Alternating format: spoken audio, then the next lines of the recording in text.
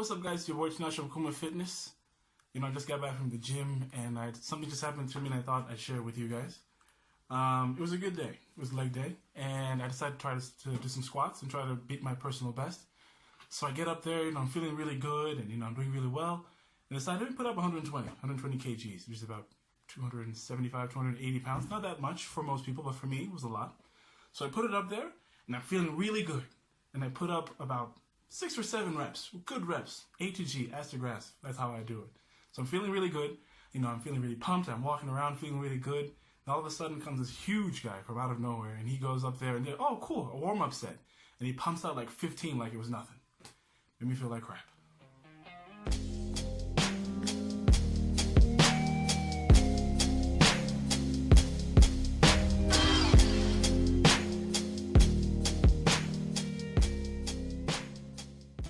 Sometimes when you go to the gym, you hit a plateau. You hit a stage in your lifting journey where you can't make gains, especially if you're somebody who's naturally fit, naturally working out, doesn't use supplements or steroids or anything like that. You hit a plateau in your lifting journey. So how do you break through that plateau? What do you need to do to make sure that you get through that?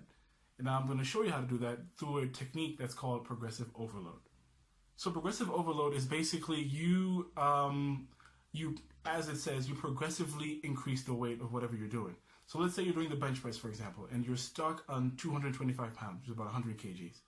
What you do is you go down a little bit, maybe to about 80 kgs or about 205, somewhere around there, and you do 5 sets of 5 of that. You do that for about 3 weeks, 5 sets of 5. You make sure that you don't train to failure. Do not make sure you're training to failure. If you're training to failure on the 5th set, for example, you're going too hard. Go down even a little bit less. So you do your 5 sets every day, or if you're doing bench press, let's say twice a week, you do that twice a week until you get to a point where that weight is now easy. At that stage, you then go up again. You go maybe from 80 kgs to about 90 kgs, from 205 to about 215. You do the same thing, progressive overload. You do your 5 sets of 5 until that becomes a simpler weight.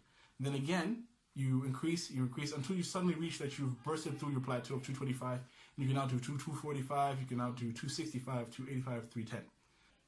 Reaching a plateau is not necessarily a bad thing. It's natural for anyone in every aspect of life to reach a stage where you suddenly reach a stage where you can't make the same type of gains you used to. Especially when you're a lifter in the beginning of your journey, it's very easy to make gains because your body it's new to you and your body is starting to adjust to these new exercises and muscle comes onto your body very quickly. But after a certain stage, when you're 6 months into your lifting journey, a year, 2 years, your muscle memory develops certain types of rigidity, if you will. And it's much tougher for you to gain weight and much tougher for you to gain strength. That's why you apply progressive overload. Another technique you can apply is negatives.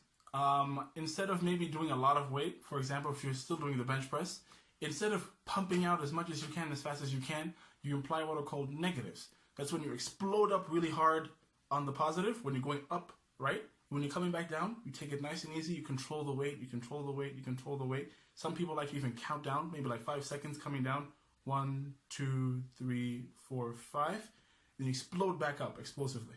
1, 2, 3, 4, 5, nice and easy. And you explode back up again. That'll contract and use different muscle groups within your chest that you don't necessarily employ when you're employing a regular motion, regular speed bench press. So you employ a negative exercise. That's also very good for biceps and triceps as well. Because those are concentration muscles that don't use a lot of different parts of the body. It's a concentration curl. It's a concentration tricep extension. So when you employ the negative, you're really extending the muscles within the bicep and the tricep that allow the muscle to grow and then allow the muscle to gain more strength. So you can apply a negative as well as another technique for you to break through those plateaus. And that's it, guys. Thank you guys as always for tuning in to KUMA Fitness. It's been a long journey for me. I've been away for a couple of days, a couple of months really. Dealing with some personal stuff and trying to get back on my feet. But I'm back in the gym, I'm back making these videos, and I hope that they help you out in your journey. If there's things that you're struggling with, whether it's personal or whatever, get back into the gym. The gym will help you to get through those challenges. They'll keep you level-headed. They'll help you release that stress and release that tension within your body and make you feel good. So get back in the gym and release your feet.